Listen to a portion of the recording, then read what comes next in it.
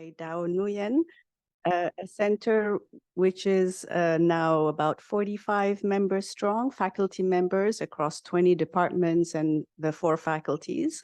And we are marking our 2nd birthday, which is great. And we're holding this event today during World Antimicrobial Awareness Week. And it's also the day of American Thanksgiving. So I think those are 2 words, awareness and Thanksgiving, which are an opportunity to reflect and acknowledge that I think we're all immigrants here. We're meeting on a land that was historically a meeting place of many First Nations, including the Kanyan Kehaka and the Wendat and the Abenaki and Anishinabek. So while we'll be discussing issues of access to nice things, like as Andrew has very nicely coined in his title, we should remember that Indigenous communities and the other large communities in the Global South, or what we call the Global South, actually don't have access to a lot of the same nice things that we're going to be talking about. And they are the ones who are dealing with the largest burden of infectious diseases and bearing the grunt of antimicrobial resistance. So our speaker, Andrew, is somebody who's thought long and hard on these issues. Initially, he was thinking really on issues of prudent use of antimicrobials, and now more recently on how best we can access what we don't yet have. So Andrew is an ID physician. He trained at U of T, where he got his MD and then also pursued internal medicine and infectious diseases. He then got a master's in epi from Harvard, the Harvard School of Public Health, and he's now a professor at U of T in medicine. He's the founder really of the probably the most structured, largest stewardship program in the country. So he founded his program in 2009, a good 10 years before we founded ours very officially here at McGill. And I must say that when I started here, I freely copied from all your material. Andrew, thank you for your website. It was great. I copied a lot of the stuff that they had developed. In addition, he served on a lot of committees, including as chair of the Stewardship and Resistance Committee of AMI Canada, which is our professional society. He's also currently chairing the Antimicrobial Stewardship Committee for the Society of Hospital Epidemiology of America, SHARE, and the Stewardship Working Group for Accreditation Canada. So a couple of years ago, he was appointed to the Canadian government's expert advisory group on antimicrobial resistance, and then later on chaired the topic of today's talk. He chaired the Council of Canadian Academies expert panel on antimicrobial availability, and they released their report just about a month ago. So I'm really, really happy you accepted our invitation, delighted you could be here today. And without further ado, the floor is yours.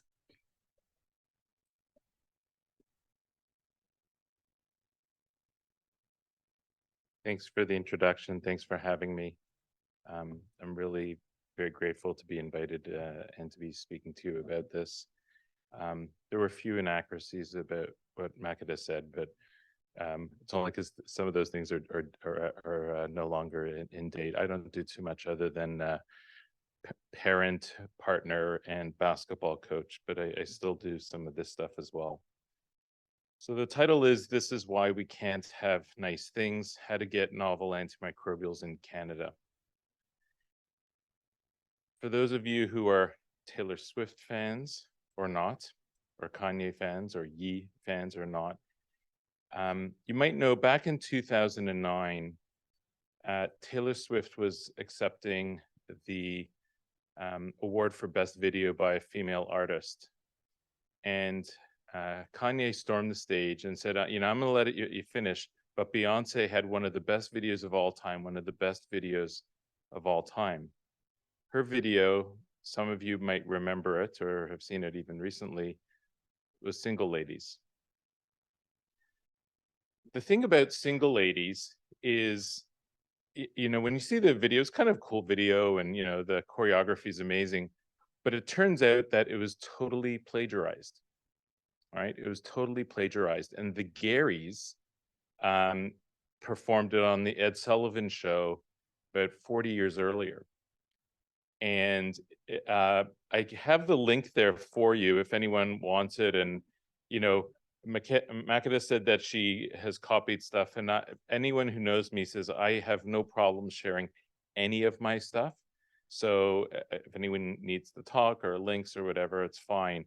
But if you go to it, it's amazing because on that site, they have the video, because I didn't want to trust the running streaming off of YouTube, but they show side by side how exactly the single ladies and In This Dream are essentially the same choreography with some minor changes, but just minor changes.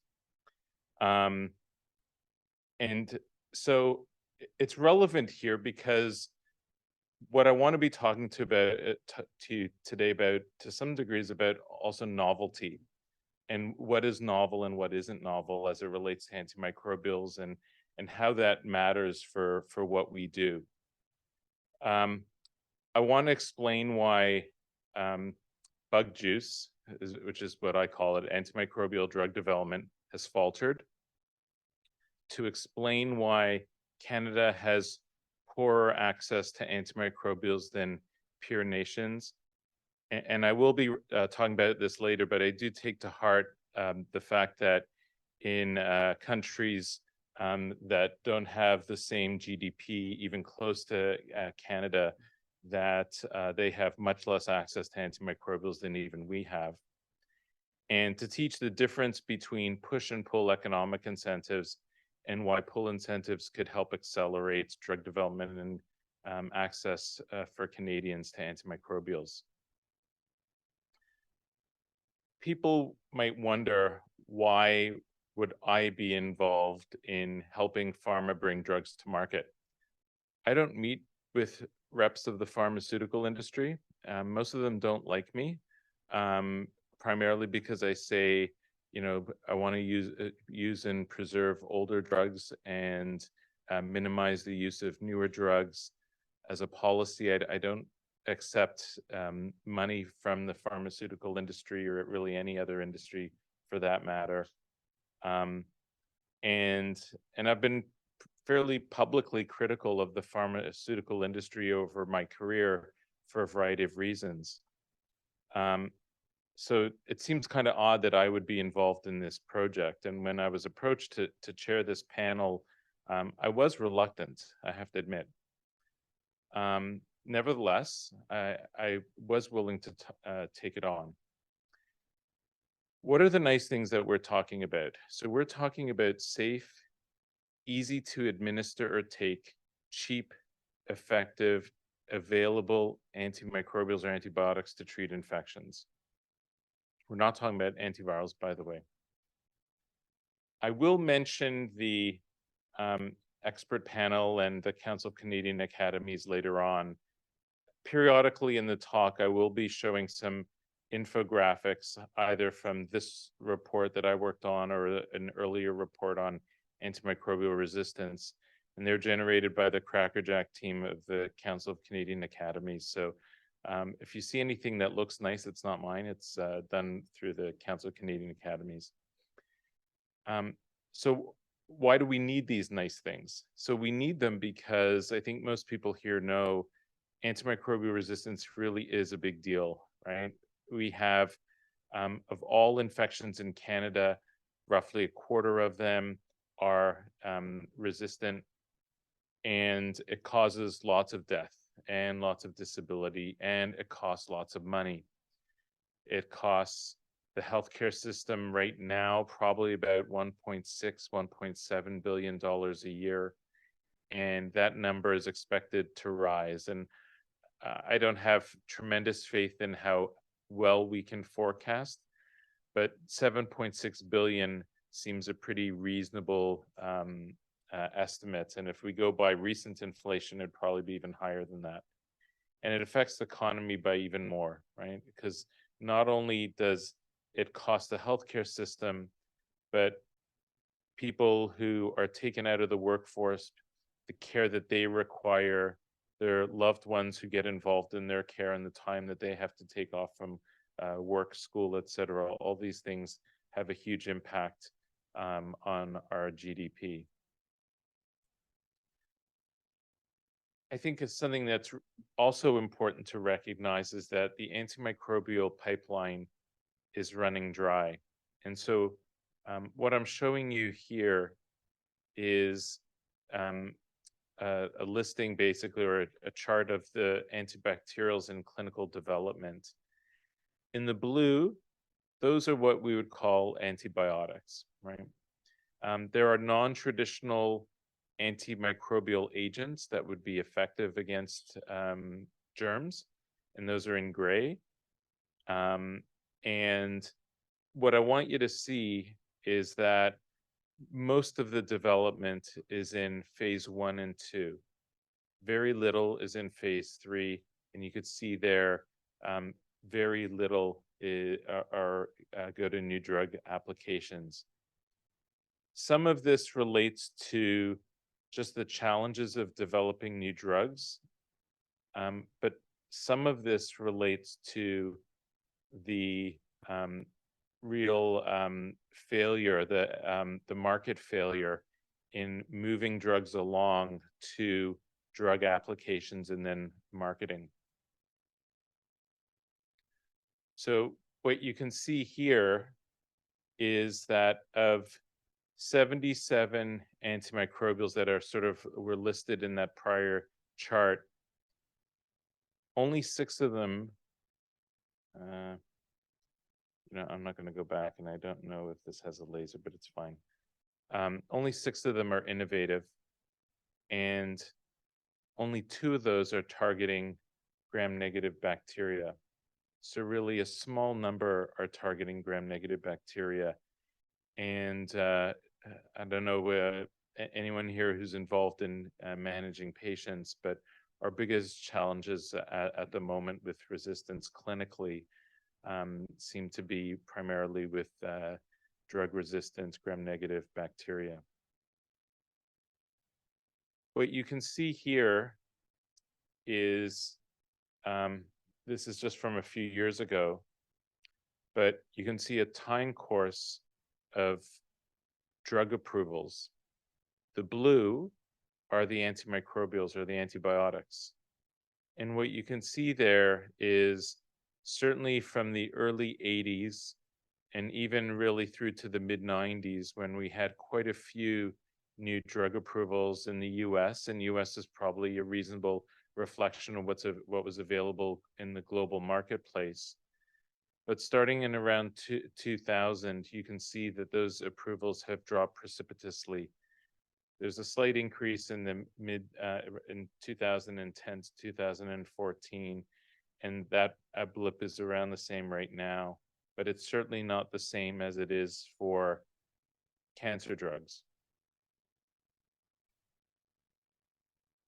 And there's a bunch of reasons for this, right? One of them for sure is the accelerating antimicrobial resistance. If you're an investor, right, having dynamic changes that can affect your new drug is going to make you really reluctant to want to develop that drug, because you don't know if resistance will occur in the midst of your development and trying to bring it to the marketplace, and it could kibosh years of work.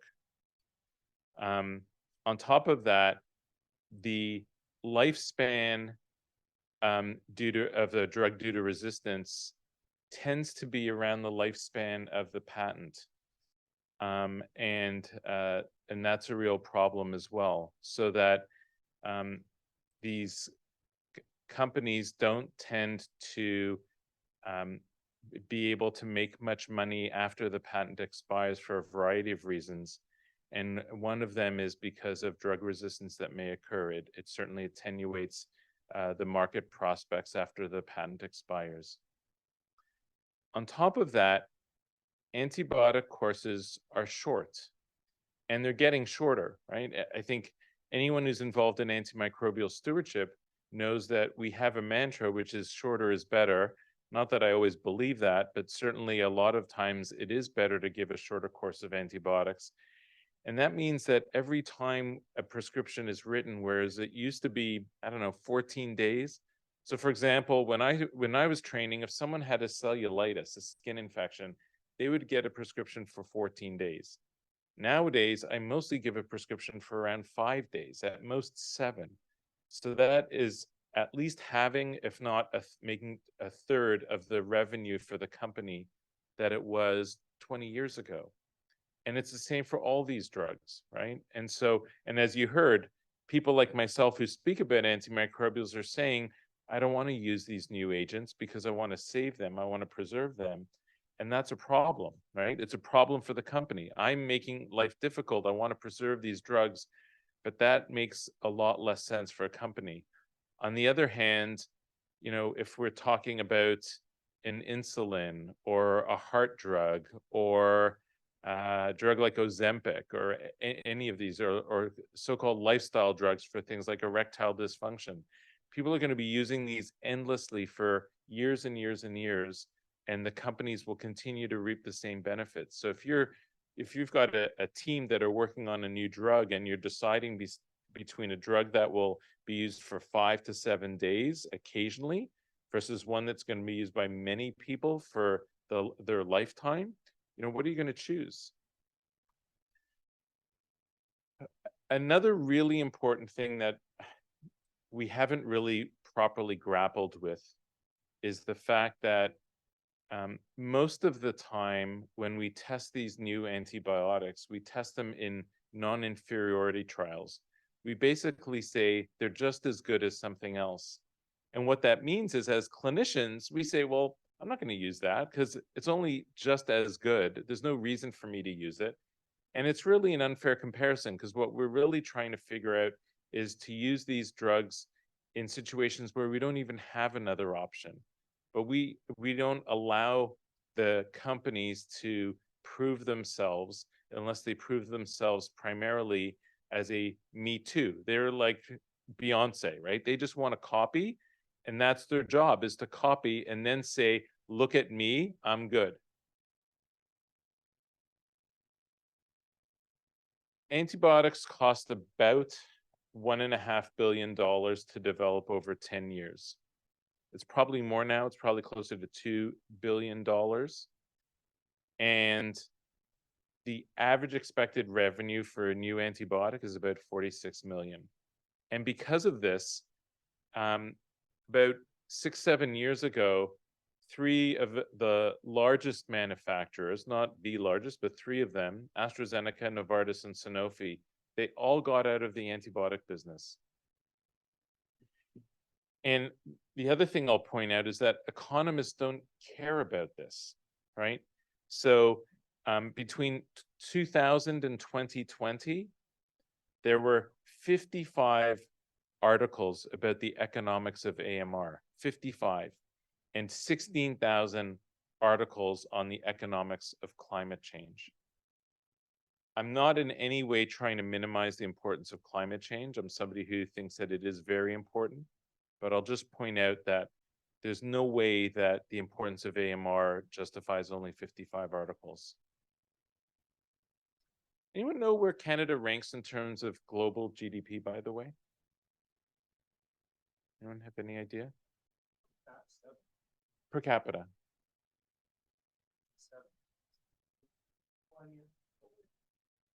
Yeah, pretty close. Actually, overall, not even per capita, but just total, we're 9th, right? Depending on how you measure it, we're between 8 and 9, right? You guys can talk later about that, okay?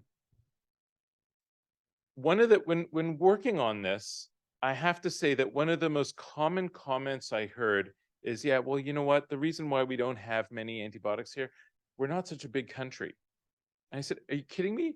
We're like the 9th largest economy in the world. We're actually really economically powerful. But because we're Canadians, we don't think of it that way. We just think Canadians, right? We don't normally go that high on the podium in the Summer Olympic Games, so we can't be that powerful, right?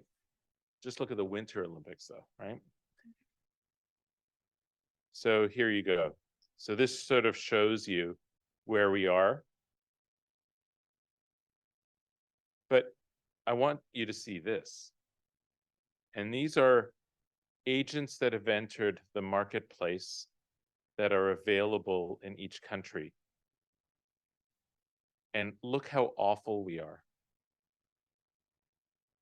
Like, we're out of these countries, and there's a few countries that may be missing from this list, but a lot of important countries are here. On top of that, if you look at the WHO's list of essential medicines, there are 4 of them that we don't even have. We have terrible access to antimicrobials, just terrible. By the way, I don't want it to seem that all of those 17 that the US have, I think we should have.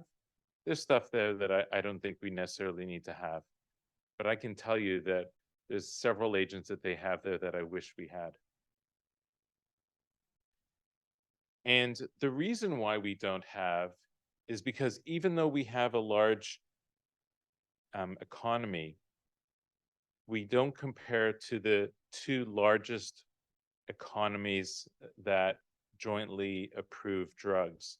And that's the EU, right, with the European Medicines Agency, and the FDA in the US. And those by far and away trump the size of Health Canada and Canada itself. If you're a company that's developing a drug, your cost to submit to Health Canada is about $560,000. That's a minimum. It's usually more. Then you are required for health technology assessment. You need 2 separate HTAs, one for Quebec, one for the rest of Canada. That comes out to an extra $140K. Then there's all the other costs, including setting up a workforce and legals. Again, it has to be done in 2 languages. All those things are requirements that create barriers. They aren't as massive as people think, because in the EU, they're doing it in multiple languages. Nevertheless, people will argue that it's a challenge. The bottom line is, if a company wants to market a drug, it will cost at least $1 million before they make any money. $1 million before they make any revenue, not profit, revenue. So when I started learning about this and around this, I actually didn't know the difference between a push or pull incentive in economics at all. I had no idea. And a lot of the terminology that the members of the expert panel were using and as economists, I really didn't understand. But I'll try and make it simple for you. So here you can see a sort of schematic timeline of how drugs move from the basic science aspects all the way to having a drug available on the market, and then post-marketing commitments. And I remember I showed you that drugs early on, we have quite a few early on in the pipeline, but then it tends to dwindle. And some of those, they dwindle off because of safety reasons and others. But another reason is because the people who work on the front end, on this left side of this scheme, they get money up front. We encourage researchers to develop things. We push research through by giving grants and money, right? You apply for a grant, or a company, has investment early on, universities, all different areas. And so money is used to push the research along. A lot of it is novel discovery, some of it isn't. But it's also looking at, mechanisms of resistance, receptors, et cetera. But then what happens is it gets slowed down right around clinical trials. Clinical trials are really expensive. They're complicated, especially when you're talking about tackling drug resistance. It makes it even more difficult. And the people who are doing clinical trials and market authorization tend not to be the same people who are involved in the basic science and preclinical research and development.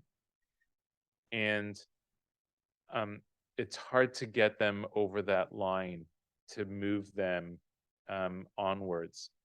And so the concept is that if we can somehow incentivize them to make it to the finish line, right? And anyone who works with me knows I use a lot of sports analogies because I'm a basketball coach. I've been coaching for the last 16 years. I've been coaching girls. Before that, it was boys. And my girls who I coach are really tough and they work really hard. But I also know that incentivization works. And one of the incentives for getting them to work is that there is something, whether it's a rest or avoiding something, but they get a benefit from getting over the line, reaching a time, hitting a target. And economies are the same way, markets are the same way. And if there's something that's tangible that companies have above and beyond what they've been getting so far for antimicrobials, then it hopefully might incentivize. And there's no guarantee of this, by the way. So there are different ways of incentivizing development just through pushing, right? So you can say, well, we're going to throw a lot of money at you and we want you to come through, right? That's sort of the direct funding and support. The problem is that we're not really good at picking winners. And most of the risk is assumed by the funder. You give money, and it's the people giving the money, whether it's government, so taxpayers or others, they're the ones who assume that risk. The companies don't actually assume the risk because they're getting the money. There are tax incentives, again, not exactly transparent. And again, that financial risk is borne by the taxpayer.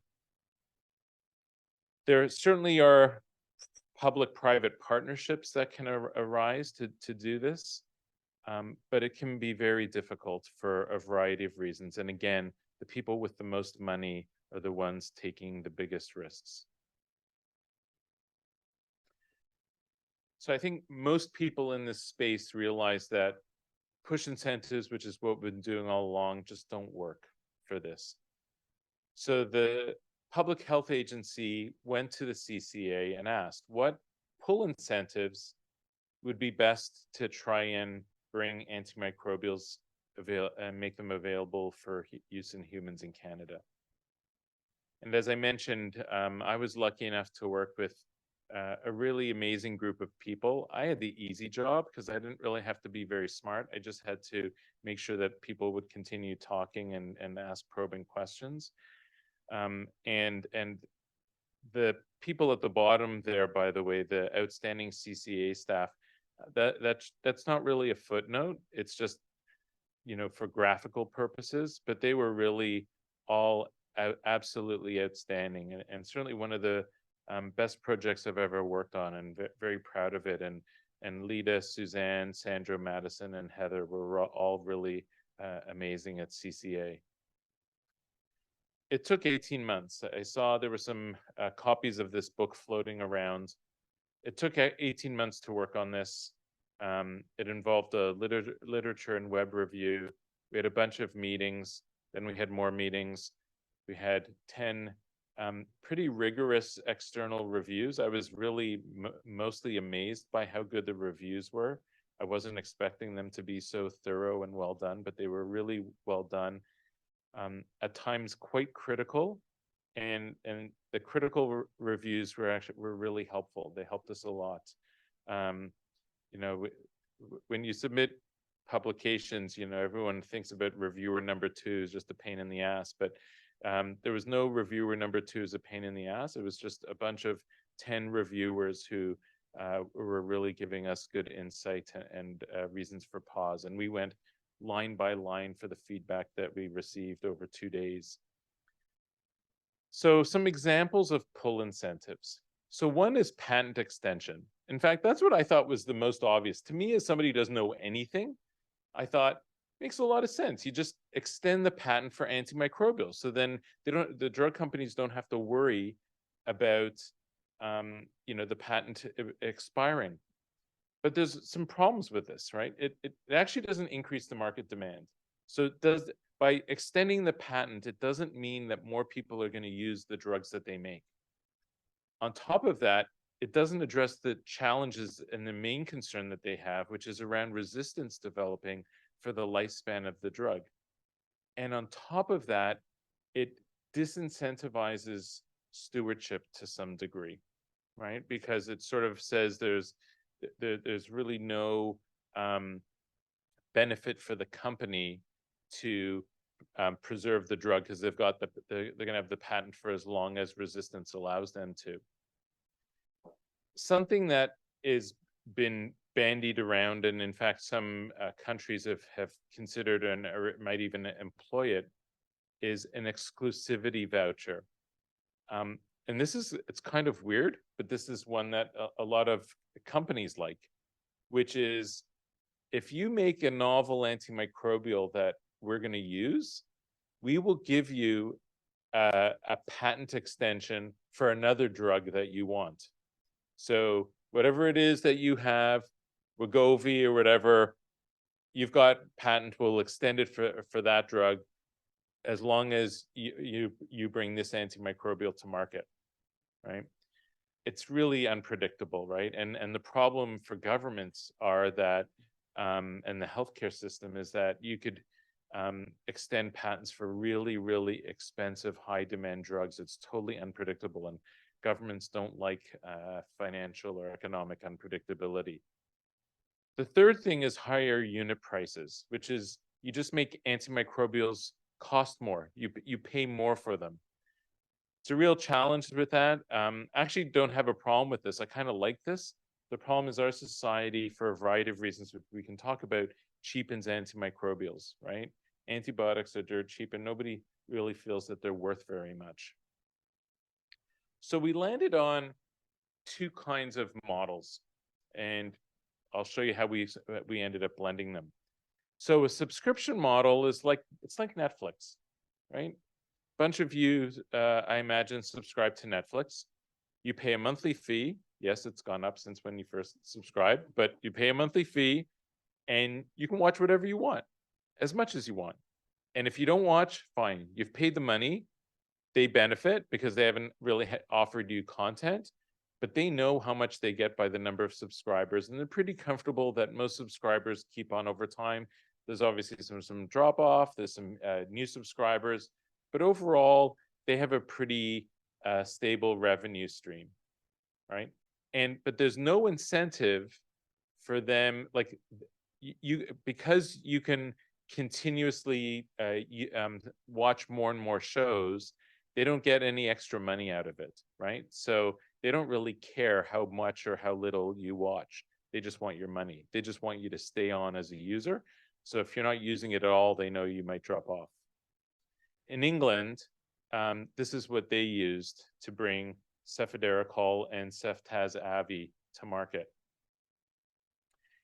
An annual revenue guarantee is more like Amazon Prime Video, for those of you who subscribe to Amazon Prime Video. Although you can't get, I'm just blanking on Yellowstone. You can't get this season's Yellowstone just with the Amazon Prime, so we can talk about that later. But nevertheless, what you do is you have the same kind of subscription as you do for Netflix, but there's additional goodies for it if you want more, and you have to pay more if you want more. So yes, I'd have to pay a little bit extra if I want season 6 for Yellowstone. And so it is a little bit different because they're guaranteed the amount that you pay for Amazon Prime, but for the other goodies, the above and beyond, you have to pay a little bit extra, right? And so what this does is it links it to more market forces than with the Netflix model. And Sweden has used this kind of model. The challenge with all these things is you have to figure out what is the value of an antibiotic. And how do you even do that? How do you figure out the value of an antibiotic? What is the value to society of ciprofloxacin, right? Or vancomycin, right? What would happen if we just didn't have it for the for the rest of our life. It would just go, right? Or how much is each unit of it worth?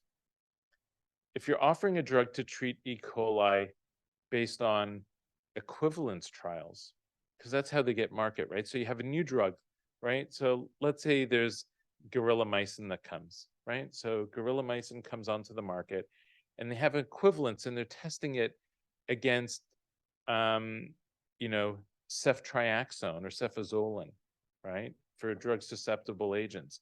And then, or drug susceptible bacteria. And we know how much those cost. Those cost pennies, dollars. Are we going to say that these new drugs are worth the same amount because they're only equivalent? They're not any better. That's a real problem, right? It is a real problem because we've tested them against cheap comparators. So are we going to offer that as the same price? No one's going to want to make a drug like that.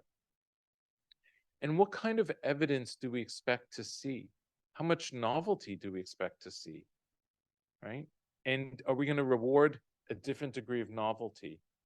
Are you going to accept a Beyonce video, or do you really want more like a T-Swizzle kind of video, right?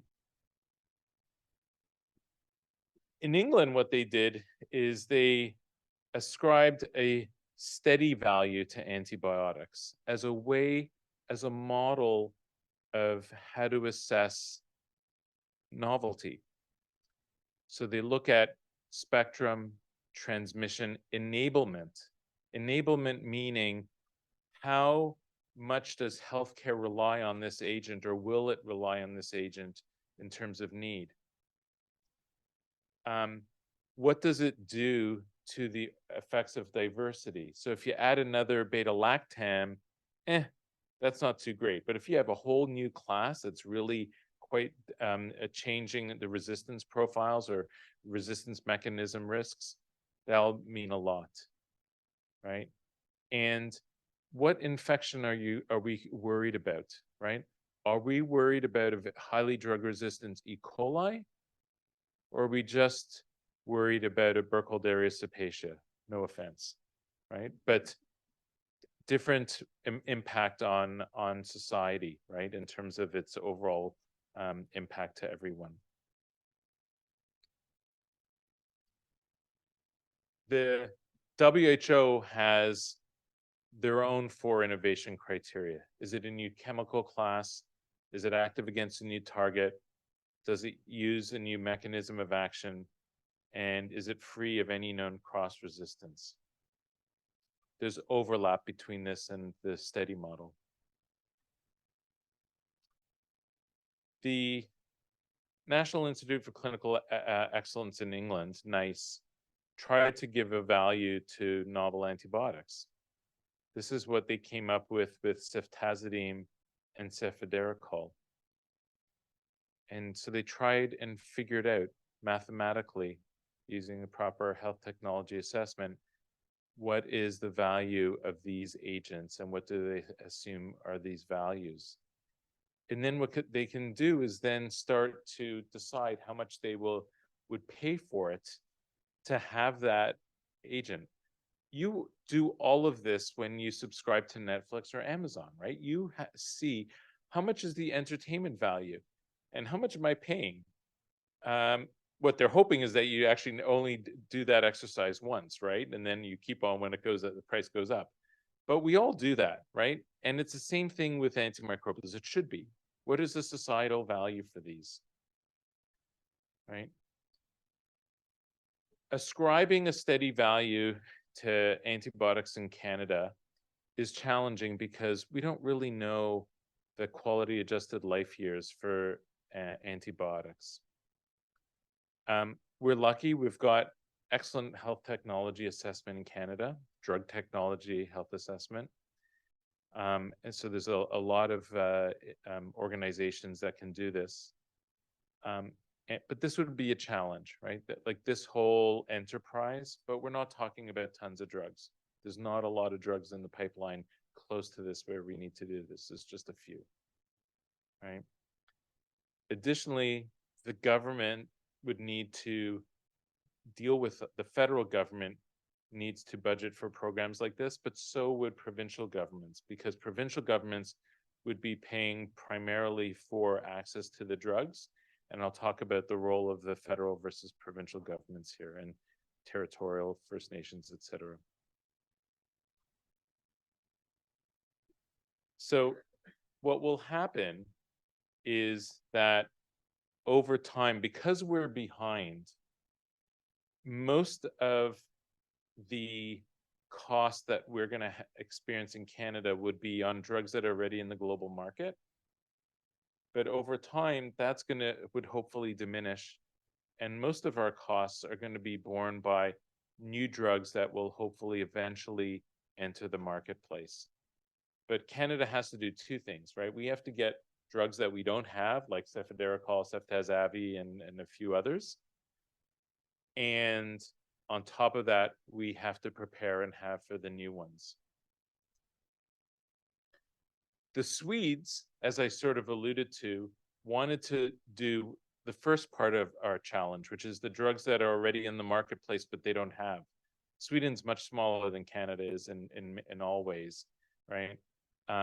So what they did is they said, okay, we're going to pay $600,000 for each drug, and that will cover the cost of bringing that drug into the marketplace. So they all of a sudden got 4 new drugs into the marketplace, right?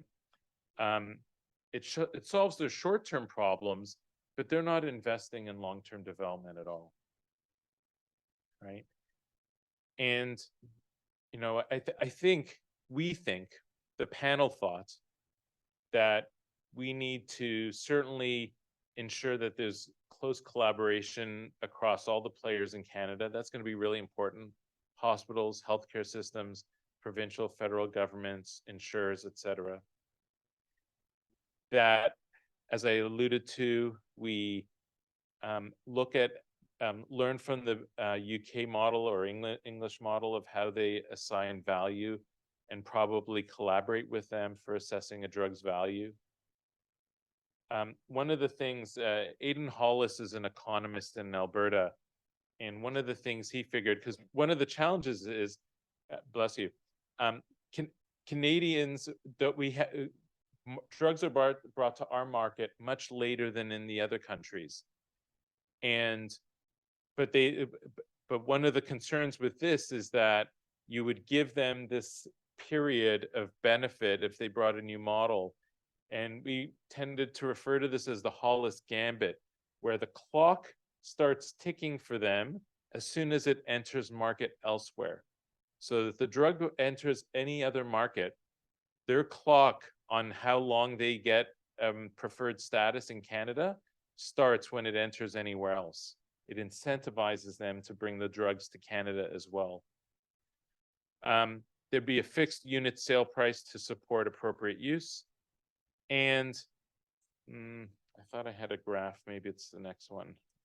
I'll show it in a second, but a federal top-up.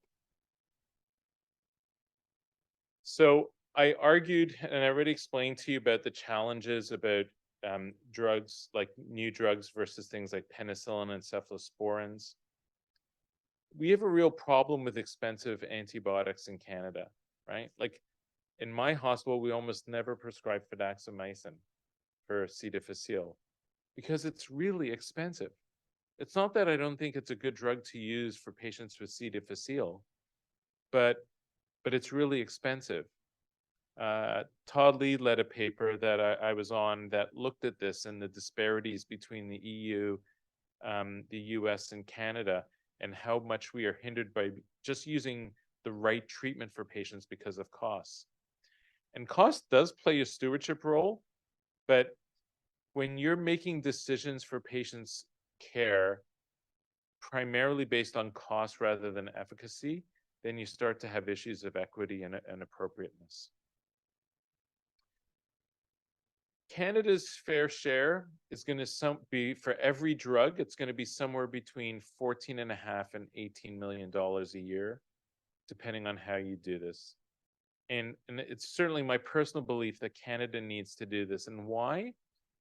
Because Canada needs to not only pay for its share to have access to drugs, But because of the large degree of burden of infectious diseases that are carried by people who live in countries that don't have high incomes, you know, the so-called global south, as Makeda mentioned earlier, I think we have an obligation to ensure that we incentivize drug development for the global community, right? And so our paying our share, and hopefully even a little bit more than that, doesn't only guarantee the drugs for Canadians, but hopefully it will guarantee drugs for people all over the world.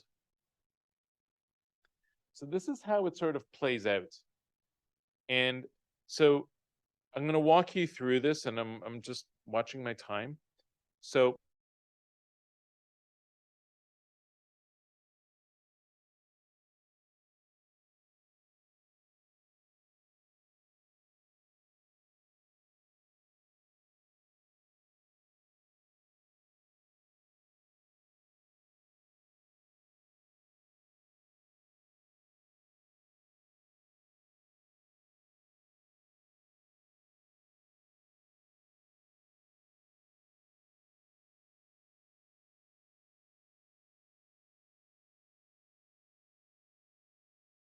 in my household, everyone wishes they could just mute me, but they can't. Especially my wife. She says, why can't you just stop talking? So the start of the first contract. So they've got a drug to market. They have a contract. There's a price that's agreed upon. And they have an annual subscription payment. And that subscription payment is at where that top of that beige image is there, right? But the drugs have only been used to the amount that's in that green triangle there. Those are all paid by the provinces, right? So there's a whole bunch that's being used in Quebec and in Ontario and BC, Alberta, PEI, et cetera. And the drug companies making money from the sales, direct sales to the provinces and territories from that use. But they were guaranteed an annual amount. So that difference will be paid by the federal government. This is an agreed amount that the company will make each year for ensuring that there's access to the provinces and well, to the country, right? And this gets renewed every year, right? And they will sign on for, I don't know, we'll say 3 years. In this example, it's 3 years. But after 3 years, that deal is over. Now, it could be that the company in that time has come out with new data, or there's new other data available that shows that the drug is in fact more valuable than we thought. It's safer than we thought, it's more efficacious than we thought, whatever. Or there's just more need for it. It's gone off like gangbusters, not because of lack of stewardship, but because there's a huge need because of increased drug resistance. In that situation, the drug's value will be reassessed, and all of a sudden, it's worth more. The company will therefore be, they'll have an adjustment. On the other hand, it could turn out that in fact, resistance over that time has really taken off. This drug is not nearly as valuable as we thought. And on top of that, the toxicities are way higher than we initially thought, now that we've got a lot of use. All of a sudden, the drug is not as valuable. The government may not enter another subscription with the company, or they will, but they'll negotiate it at a lower rate, right? And this is how it works. There's an incentive for the company to have a good product that will be durable and will give them lots of money if they can. On the other hand, if it isn't good, well, it doesn't work. There's obviously to this a huge incentive for companies to come with good products. And for the government, the incentive is to only reward winners, right? Reward good drugs that have already been proven scientifically to be beneficial. I've lost my, let's see if I can do it this way. I've lost control. Okay. Okay, I've sort of just said this. So just to finish off, what I've tried to show you is that our business model around antimicrobials so far has failed. It's failed, right? We're nowhere where we should be. I probably should have said this at the beginning, but when I started out, which was quite a long time ago now, the only antibiotic resistant mechanism or acronym we had was MRSA. Like that was it. That's all we talked about. It was just MRSA. There was no VRE, VRSA, ESBL, CRE, NDM. There was none of that. It wasn't. We didn't have many more drugs than we have now. We had some, but it wasn't a problem. We weren't even really thinking about it. And because of that, there wasn't a lot of drug development. Now, it is if you're on service, whether it's in Montreal or in Toronto, it's unusual to have a week where you don't, maybe even a day where you don't have a challenge with a patient where we just don't have the options any longer, or they're really challenging. And heaven forbid that they have, a drug reaction, an allergic or other adverse drug reaction. It's a real problem. We see it all the time. So we need to solve this, right? And we need to not only solve it for today, but we need to solve it for tomorrow, for all the people who we love and care for, right? And Canada is awful. Like, we are awful in terms of our access to drugs. We are just absolutely embarrassingly terrible at this. It needs to change. And in no way do I want you coming away thinking that we don't need push incentives for early drug development. I think that's really important. We need drug discovery. We need mechanisms of resistance discovery. We need all these things. But we also need something that will pull the antimicrobials over the finish line, the winning ones over the finish line. And that's where the subscription pull incentive that I've outlined for you would really help in the Canadian marketplace. And with that, I'm going to stop.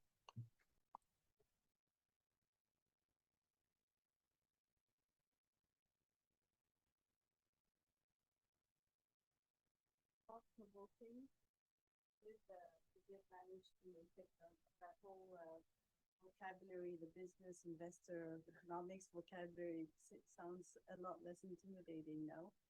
Are there any questions from, are we on? Okay, so are there any questions from the audience first? Either in person or on Zoom? Yes.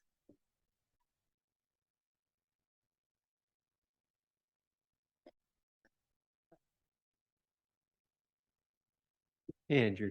I don't know if you remember me. I'm Alan Forster. I'm Yes. new here at MUHU. We met at David Sackett's cottage many years ago. We absolutely did.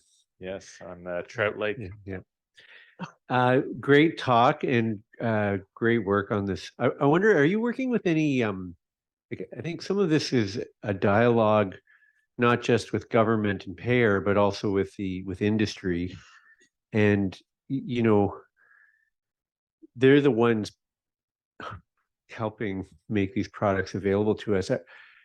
And sometimes the self-interest of a particular company may make it difficult to gain the trust. Are you working with a consort? And oftentimes that can be overcome if there's a consortium of folks where they're working together. I'm just wondering if you've pulled anybody together as a network or as a industry voice as opposed to a specific company. Yeah, thank you. And the first thing I'd say is, if I tell you honestly, I'll have to assassinate you. But no, kidding aside, so first of all, when we worked on this, we had members of representatives from the pharmaceutical industry come and meet with us. So we had a session, a full day session, where they came and explained their viewpoint. On top of that, members of the panel are tightly aligned with the industry. One member in particular is a member of industry, and another person works for Carbex, which is sort of a funding ecosystem in and of itself that Canada participates with to provide funds for manufacturers. So the first thing is that, you know, industry is in the know about this and are largely aligned. But you also bring up something that I think is really important, and I tried to point it out, but I may not have done it effectively. And that is, I'm not sure this will work, right? I'm not sure this will work. And the reason why I'm not sure this will work is I'm not sure that despite all these kudos or benefits that the pharmaceutical industry would gain from it, whether it's even that is enough for them to want to continue and move along with new novel antimicrobials, because the risk remains high. They are given a relatively still just a short guarantee in lifespan. It is a lot higher risk, and the overall benefit, and I sort of touched on the fact that we really don't value antimicrobials at all. Like the amount of times, and you know, when I was in at McMaster University at Hamilton Health Sciences, I chaired the Pharmacy and Therapeutics Committee at Mount Sinai. I chaired it for a bunch of years. And I could tell you, we regularly approve really expensive drugs that have, in my mind, nowhere near the value of penicillin for some, like for syphilis, right? But if I said, oh yes, I want to prove this drug for a patient who needs it for syphilis, chances are I would get a battle. We want to pay how much for syphilis, really? Right? And I think that's a real challenge here. Like we have so devalued antimicrobials, right? Like anyone, brother, sister, cat, dog can prescribe an antimicrobial. Cancer drug, not a chance.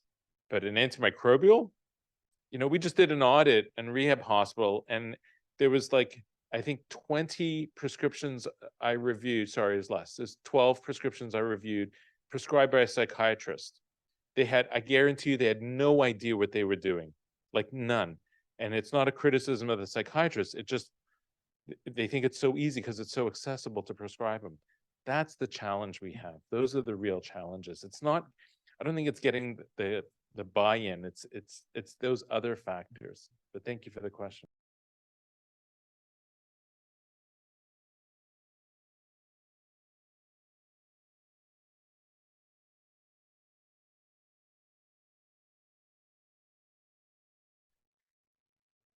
Is this AMR development problem in Canada with the levers and the pushes and the pulls an AMR specific phenomenon, or is Canada poor at developing SARS-CoV-2 drugs and HIV drugs and antiparasitics?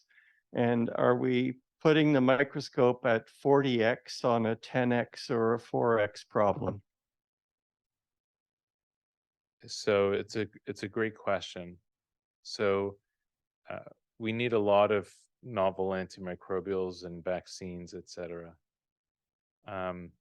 You know better than I do about the TB drug ecosystem. And I would say that based on at least recent experience, even though in Canada we don't yet have access to those, but the drug development for those, especially related to Gates Foundation, et cetera, has actually been pretty successful. You know, the Gates Foundation, WHO, and other funders have been really good at advocating for at least some of the high need areas like HIV, TB, malaria. Some of the other areas like COVID-19, which is new, or influenza, market forces seem to favor. That doesn't account for the problem with neglected diseases, especially that affect the global south. And I think those are really important to address as well. But for the Canadian government and for their needs, I think that antibacterials and to a lesser degree antifungals are really a sweet spot where the need is high and we aren't meeting those needs comparatively for the uh, the um, health and economic impact. It's not in any way to say that those other areas don't need attention. I think they do, but this is an area where the problem is so massive, and nothing has been able to meet with it.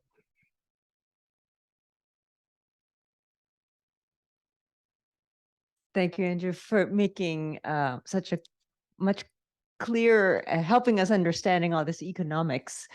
And my question was how you've highlighted how the market was failing because at the end you have companies that are trying to make a profit.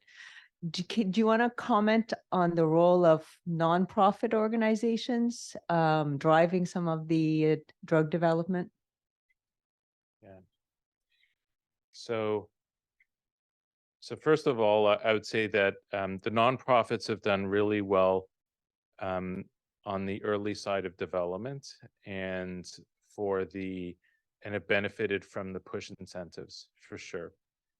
At times, although the track record isn't great of getting those drugs that are early on in development and bring them to the marketplace. One of the things that this does is it doesn't really differentiate between who gets the money, right? And in fact, one could argue that not-for-profit universities, et cetera, have in many ways some advantages here. And then they're getting money, potentially, they can see that because there is a reward. If they've got a winner, they can say, okay, well, you know what? Let's invest in this, or let's have a partnership, a private partnership, which more and more not-for-profits are doing, and say, let's try and get this winner over the finish line, right? And so I don't think this in no way discriminates from for-profit and not-for-profit. I don't think the recipients of the award aren't the challenge anymore. That isn't the problem. The problem is the reward big enough for the risk? That's what I think, right? I'm just not sure that that reward is big enough for the risks that's associated with it, right? And that's my concern. Maybe I'm going to have the panelists come forward. Oh, we have a online. Okay. Meanwhile, why don't you come forward? I don't know how I respond to the online questions, but help me. So one of our questions is, did the expert panel consider ways to reduce the cost of bringing a drug to the market by decreasing duplication, broad sharing of data, and building better tools? The quick answer is no, we didn't. And I'd say that primarily the huge cost, there are some costs of bringing a drug to market. In fact, most of the costs of bringing a drug to market have very little, or don't have much variability or ways of doing it unless we can